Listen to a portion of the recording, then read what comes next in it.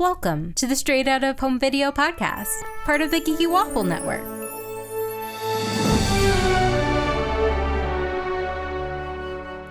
This week we're talking about Mickey's Once Upon a Christmas. And with me is Brie. Hello. And Vanessa. Hey. Are you guys in the holiday spirit now? I feel like it's been just so gloomy lately that I have not been. I've just been kind of sitting around in a daze and I mean, this movie actually did help with me getting at least into starting in the mindset of Christmas, which is awesome. So That's I mean good. that it does have that going for it. So this is a movie that has 3 different stories. It's an anthology. Anthology compilation movie. And it's about Mickey and his friends. And Brie, can you give us just a short summary of Donald and the nephews and Stuck on Christmas? So basically, this is Disney's way to do Groundhog's Day, but for Christmas. And involving, I mean, it's true, and involving Donald Duck and his nephews, because the 3 little nephews decide to make a wish and say, we want Christmas every day. Which, and then, as we know, is always going to end up in something chaotic and terrible. Yeah. Also, I mean, I think that's a good enough summary, right? We can talk about it. I mean, that's the thing. But I had some notes, especially from this one. Oh, yeah. Well, no. So, I mean, but first of all, I would like to comment on the fact that, we've come a long way from the Mickey's House of Villains, where Donald is just, a terrible Parent. human being, but Duck. And he treats everybody like crap. And the nephews kind of get back at him in, not necessarily, a moral way, but at least a way that you can kind of understand.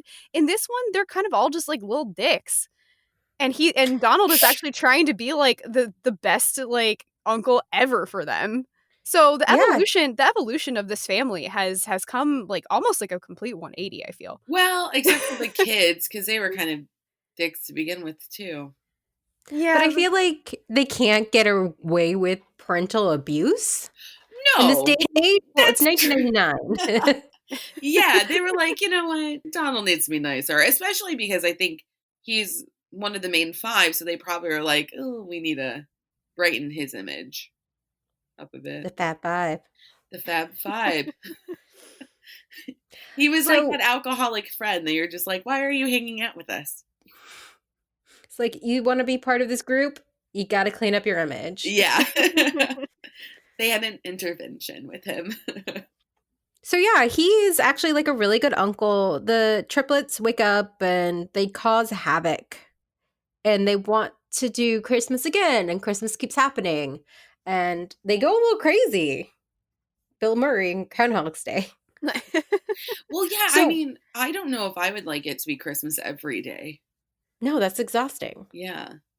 No, well that was kind of the moral. The moral, is that they don't want it to be Christmas every day, because at the end of the day, it's just oh man, we have to do the same crap over and over and over again. How they figure out to end their loop is they give Donald the perfect Christmas. Yeah, but let's just okay, but let's actually analyze how they got to that.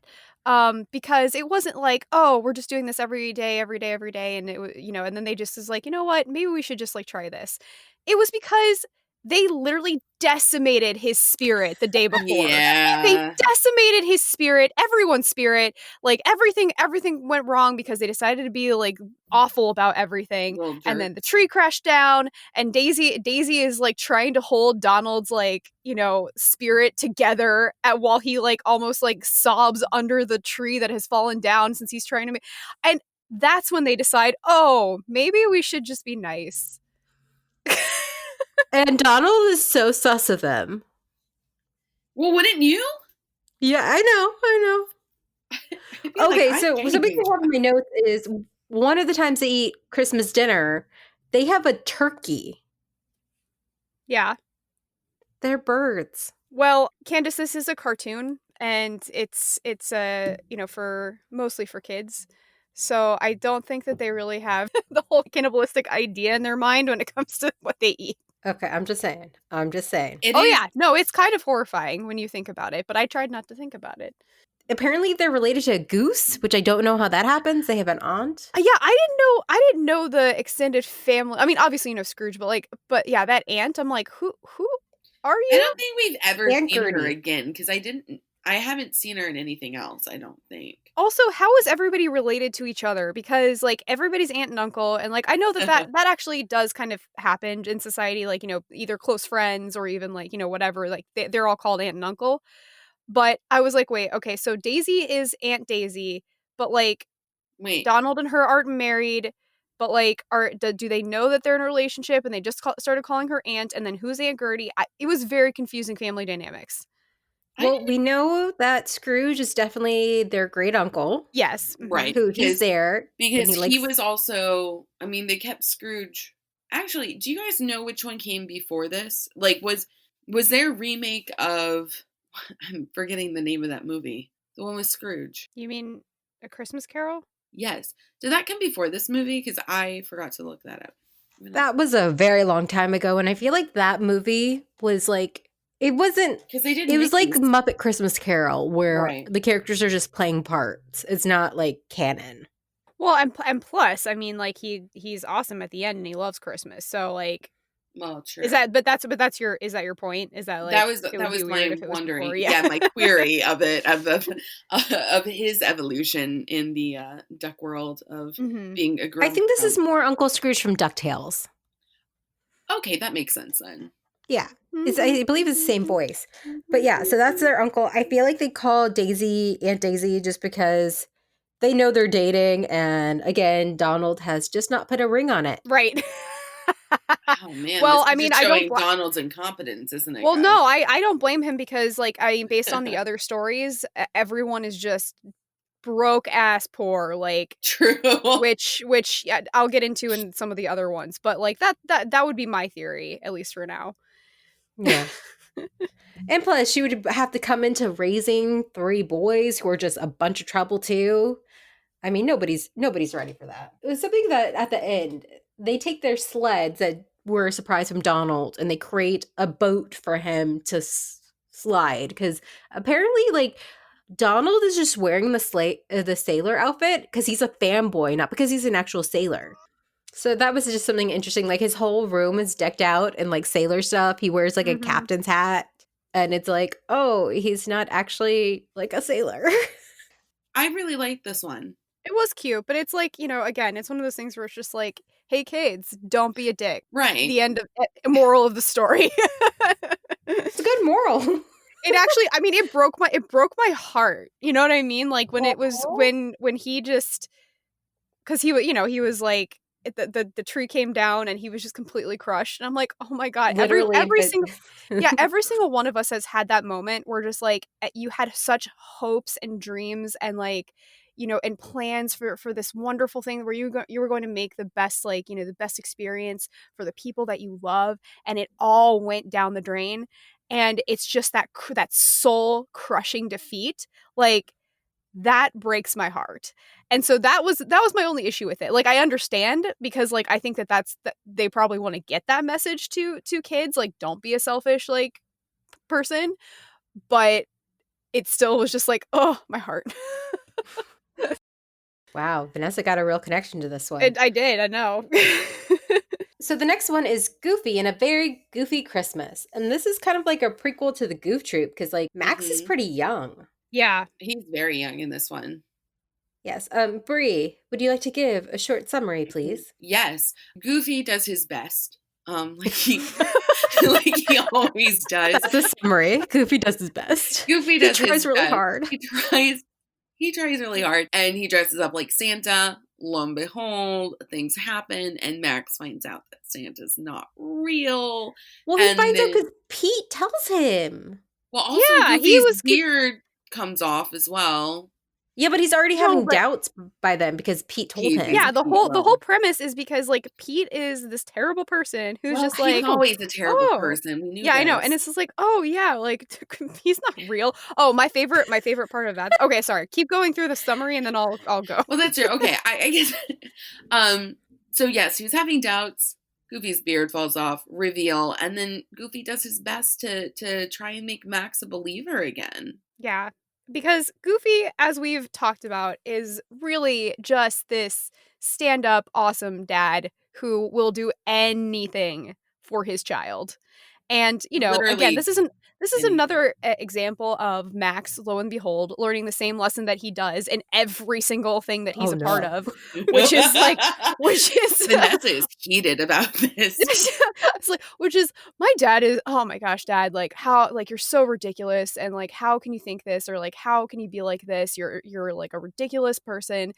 And then he learns that his dad has a heart of gold. How many times does he have to learn this lesson? Hold on, how many times? Every time we've seen him on screen.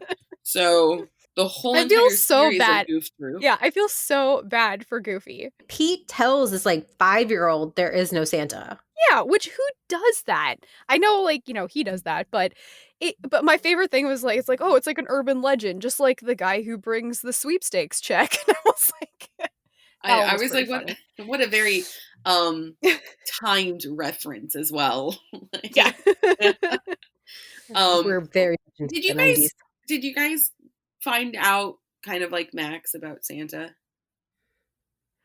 I don't even remember how I found out about told Santa. Me, and he's a dick. I figured it out just like logically on my own because I was like, how do the elves like have like be able to use like name brand stuff like Disney and Barbie? Wait, you thought about marketing from that young Candace? Yes. And then my mom told me I had to play along. Well, first I found out about the Easter Bunny. And then I was like, but Santa's real. And my mom's like, yeah. And then I was like, oh, I don't think about this. And then she's like, Candace, you have a younger sister. Play along or else you don't get extra toys. And I was like, okay, Santa's real. That'll do Give it. me the toys. Give me the stuff. Yeah, I don't remember how it happened, which means either one, it was done in such a gentle and like wonderful way that like it just didn't faze me that much, or two, it was such a terrible way that I've repressed it. So I don't know which way it happened, but no, like I was literally like I was a crazy child. I was literally like, okay, well, all those Santas at the mall, they must just be representatives of Santa. And they're like his like secret agents and stuff like that, because literally every mall we go to, there's a freaking Santa there. Mhm. How is that possible? Magic. Yeah, magic. I mean, he's just everywhere at once. Duh. No, I was trying to justify it for the longest time as a kid, but I just like I saw through the lies. Yeah, no, it was my older guy cousin who told me, and I can't remember like how old I was. I think I was like still fairly young, because I hope I was not stupid. But don't answer that. Yeah, but like anyway, so one of my favorite things about this though was honestly the because there's this one point in time where it begins because like Max obviously does believe in Santa, and they're writing their letter to Santa, and they're like, oh my gosh, we gotta hurry up, or otherwise Santa is or otherwise the mailman isn't gonna get it in time and it won't get to Santa in time. So of course, because it's a Goofy thing, the mailman comes and he leaves, and you see him running down, and so there's a huge chase scene where they're trying to get the letter to him, and they go through the mall, and this mall has stores like Lumberjack Lingerie, which was amazing. Vanessa, did you enjoy the reference? Lumberjack Lingerie? No, the reference to Indiana Jones. Which one? The giant Christmas ball? Oh, yes. No, I'm sorry. I was thinking of stores, and I just like, yes, no, that was amazing. I was like, Vanessa. No. Sorry, I was thinking of stores, and that was amazing. And then the CEO shorts, which is, play on SEO Schwartz. Yeah. Or FAO Schwartz, sorry. And so I just enjoyed that whole mall scene for multiple different reasons. Again, though, it's dated references, Yeah, which but it's is very really clever. interesting. But Yeah, it's very still clever. Like clever. dated, but at the same time, almost not because because people now watching that would know that. You know what I mean? Oh, that's true. Oh, Like they did a pretty good job with that. But yeah, so that was one of my favorite parts for sure. And Max gets kind of cute at the end. He like Mhm. Goofy starts to like not believe in Santa too. So like Max dresses up like Santa, comes down the chimney, and like Goofy's like, "You got to meet my kid. You're really short." yeah. Oh, also, can we talk about the fact that again, how Goofy is amazing and he's like making dinner for this family who has like no money and like is not able to do and yet again, Max is like all about making it about himself. Well, Max is He's a selfish. child. I know he's a child, but like He's also I mean, he very does selfish from what we've known about him. well, and again, he does learn at the he does learn at the end that, you know, like it's wonderful to give of yourself and he wants to make his dad happy and he realizes his dad has gone through so much. And again, I love that, but we Guess he also just know that it forgets doesn't that. stick. Yeah. Yeah. God, Max. I actually thought I like really liked it though because like Goofy, I feel like Goofy always gets a shaft. Like in just in general of him always constantly failing at everything he does. So it's really I don't know, it's just sweet, to show him, I don't know, trying his best. Yeah, well, he always does. He's just very clumsy. No, yeah, but I don't know, like I feel like I don't know, like he's someone that's very relatable, I feel like. Mhm. Like Mickey Definitely. Mouse isn't so relatable. Oh Yeah. Donald Duck, oh Yeah. I no, feel like is Grace only going on a relatable tangent. to I Hatred feel of like Mickey Mouse. I feel like Donald Duck is only relatable to like anger management people. it's I it's I'm I feel kidding. for Donald Duck I sometimes. do He's too. trying his best too. He is trying. I think he got it from Goofy. Goofy I feel like runs Later, like Donald. a meeting for like people who just want to try their best. They're all Can't trying to always be get it parents right. over here. Single Yeah, I know. They're parents. all trading parents. Yeah. Poor guys. Oh. Mickey's over here. Oh, I got a dog. Yeah. That's He good enough, right? Mickey's kind of like the ultimate bachelor. If you really think about it, Yeah, kind just of. stringing No, Minnie I along. don't know about that. And like I think we should wait till the Yeah, last one to talk about Well, Mickey, this is true. but yeah, I which we think can it was cute. It was cute, and it was cute. we're like standing Goofy now. We're like, he's such a good dad. He He tries his is. hardest. He helps out the needy. This is what happens when you get to a certain age. You like you like realize that you're starting to side more with the parents and you're like, "Oh god, what happened to me?" I know. I'm like, I've probably been more like Max, like, you ruined everything. But no. No, he didn't, Max. He didn't ruin things. One of the ornaments on Goofy's Christmas tree is Angelique from Beauty and the Beast: The Enchanted Christmas. Oh, goodness. Oh, That really? one? Hmm. We did over the summer, so listen Yeah. to that if you want some Beauty and the Beast. That movie was weird. They're all weird. Okay, so let's go to the third story, Mickey and Minnie and the Gift of the Magi. So this is a classic, oh no, I'm too poor situation where you sell off your most prized possession so that the other person could have something that they desire. Basically, it's a story about how our society has been capitalistic for a very, very long time, and it's always, always, always been a horrible idea. Well, that's true. It is. People They have been suffering for a long time. Here's the thing, though. Like they could have made like handmade gifts for each other, and it would have been really wholesome and cute. No, but this was wholesome and cute too. Well, Because yeah, but I'm just it was saying they like could have giving of avoided. yourself. That's Except true. I like mean, they Minnie sold her sacrificed. like family heirloom, like the only piece she That has from her yeah, that family. did hurt. That did Wait, hurt. see, that's what I was like. That's a lot. I mean, he just sold what his harmonica. Yeah, but it was hit but that meant a lot to that meant a lot to him. No, That I was his know most prized that. I'm possession saying as it well. wasn't like a family heirloom. No, but it was his most prized possession, and we don't know if Yes. it was it could have been a family Wait, heirloom. They didn't talk wait, about it. Vanessa, Bree Yeah. is just hating on Mickey. I know. What is the problem here? Like, that's the thing, is that Mickey is actually a good dude in this one. Well, that's true. He stands up for the because, like, he's working at a Christmas tree, lot, which okay, first of all, it's Christmas Eve.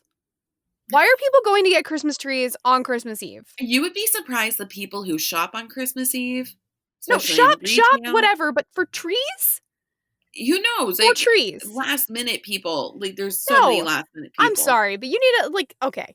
I don't know anybody who does that. I mean, maybe there are people who do that, I'm just but saying I don't there get it. probably is. Based on the people in society, there probably are. I don't know. I just figure, like, if you're gonna get a tree for Christmas, you're gonna want to enjoy it before Christmas, and then up until Christmas, and then maybe a little bit afterwards. You would think. I mean, I guess they could enjoy it until, like, mid-January what if or it whatever, was like but tree disasters though, and last minute they had to get a replacement tree? that's true. Either way, I'm still skeptical about this whole situation. Anyway, so he works at a Christmas tree lot, and he's supposed to be, selling all this stuff. And then, of course, it's owned by Pete. So, of course, it's a terrible, it's a, really degrading, awful capitalistic business. And and so he's just like, all right, you got to sell all of these things. And so he's trying to basically, get this really poor, not Mickey, Pete is trying to get this really poor family to buy this giant Christmas tree, which they obviously cannot afford. And so he's like, "Oh, you can do a payment plan here. Just sign, and you'll be indebted to me, and blah blah blah, ha ha ha." And they're about to do it because they don't think that there's any other options, and their kids obviously want a tree. And so Mickey comes up and like, obviously, saves the day. He's like, no, wait, I found this other tree, and it's smaller, but like this is something you could probably get for that money. And they're so grateful. And so he takes all the huge tip that he got from this other woman, because he's like, that's coming out of your pay. And so obviously that was really, really heartbreaking. And again, the whole point of this, though, is Bree. Mickey is not always bad. No, I know that. Did something happen at the Disney parks as a child with Mickey? I don't know. I can't remember. I think. Oh no, they're repressing it. I remember he was the only one I would actually go up to when I was little. I remember feeling like I was meeting a celebrity. Mm-hmm. It definitely I was like, Mom, is my hair okay? Oh. And like, I'm getting my photograph book ready, and I'm like, it's just Mickey Mouse. It's okay. He's my friend, but like, I need to be cool because this is like his park. I need to be cool. That's adorable, Candace. I was a weird child. No, I feel like that's pretty normal, actually. Like, Listen, everybody, yeah. I didn't get to meet Robin Hood, and I love Robin Hood, but it's because I cried because those I guess walking animals scared me when I was little, but not Mickey Mouse. So I must have liked him at one point. I didn't really like Mickey in this one. Pete is an awful. Yeah, he's he's a dog, bulldog, right? Bulldog, yeah, I think he's a bulldog, right? Yeah, he gives dogs in general a bad name because dogs are amazing.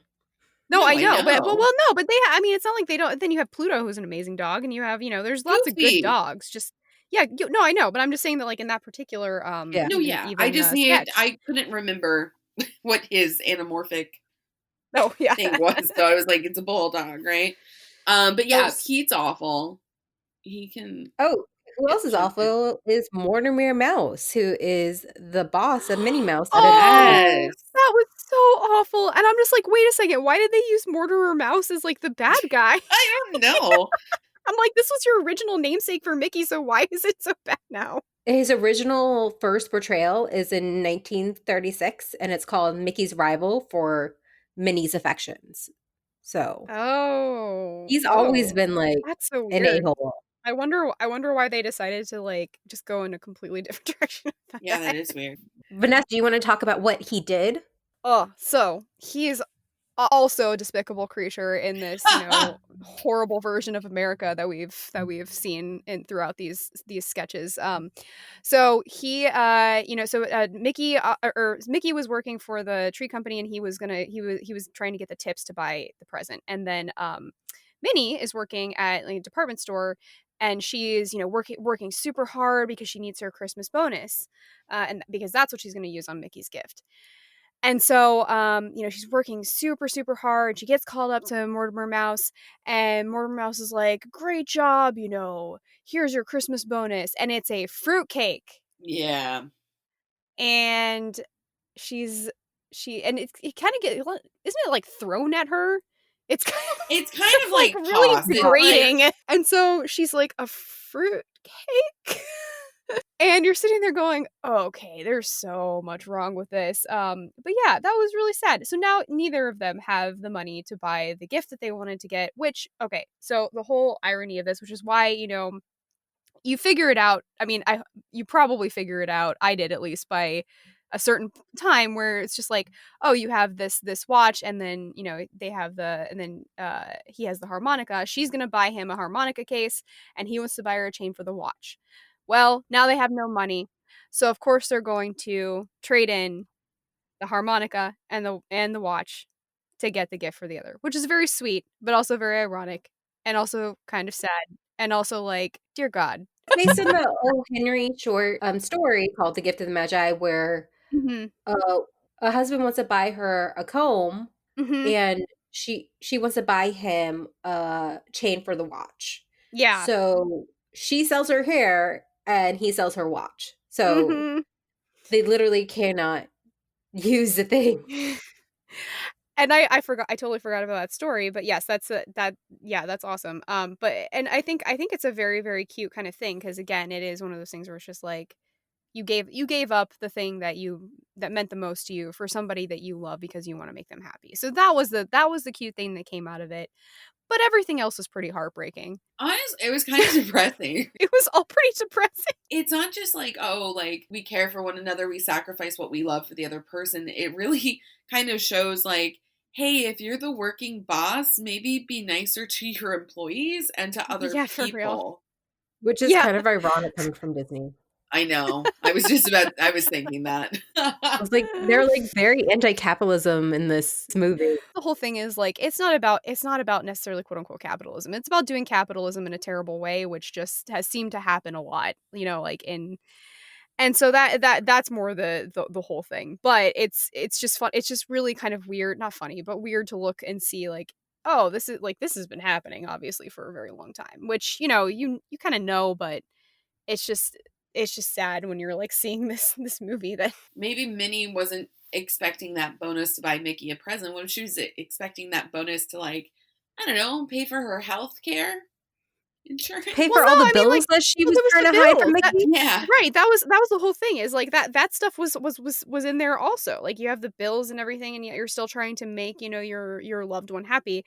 And so like that's the thing. It's like she needs money for those bills for sure, but that wasn't the point of the, like, just because it's Christmas. But yeah, that was sad. Other than, that's the thing. Like, all of the morals and stuff were really sweet. And so the end, in the end, it's like all about, Christmas spirit, and like being with the ones you love, and making sure that you show love for the ones you love. So that all was wonderful. But it could have, I don't know, maybe it could have, but like, I feel like it could have just been not like less depressing overall. Yeah. I think. Like, I feel like you can get that message across without completely like decimating you first. I think so, especially with that last one. That last one, I was just like, we're ending heavy, aren't we? Okay. I think maybe they should have ended with the Max and Goofy one, but I get it's Mickey and Minnie. I pulled up the Rotten Tomatoes score for this movie. Around what percentage, without going over, do you think this is? It